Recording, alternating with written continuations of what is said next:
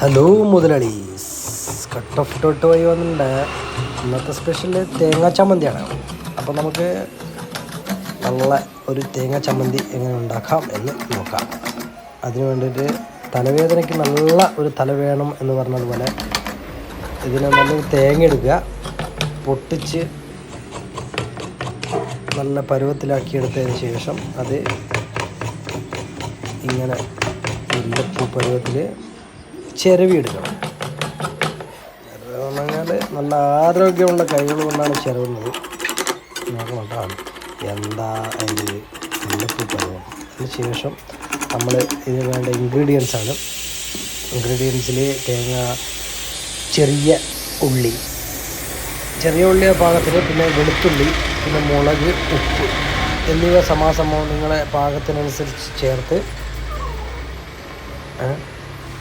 മിക്സിയിലേക്ക് എല്ലാം കൂടി ഒരുമിച്ച് ചേർത്തിടുക.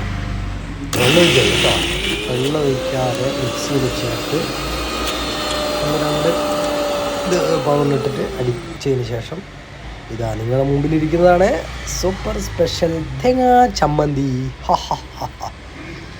ശേഷം തൈരും ഒരു പച്ചമുളകും ചമ്മന്തിയും പിന്നെ നല്ല നാടൻ കള്ളുണ്ടെങ്കിൽ പൊളിച്ച ചോറായി. എന്താ അതിൻ്റെ ഒരു ടേസ്റ്റ്.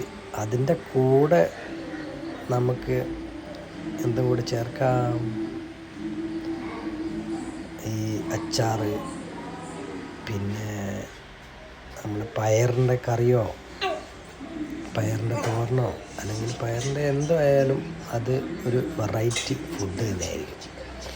അപ്പോൾ നിങ്ങൾക്ക് ഈ ചാനൽ, ഈ വീഡിയോസും ഇഷ്ടമായാൽ, ഇഷ്ടമല്ലെങ്കിലും ലൈക്ക് ചെയ്യുക, ഷെയർ ചെയ്യുക, സബ്സ്ക്രൈബ് ചെയ്യുക. വീണ്ടും സന്ധിക്കുന്നതുവരെ വണക്കം.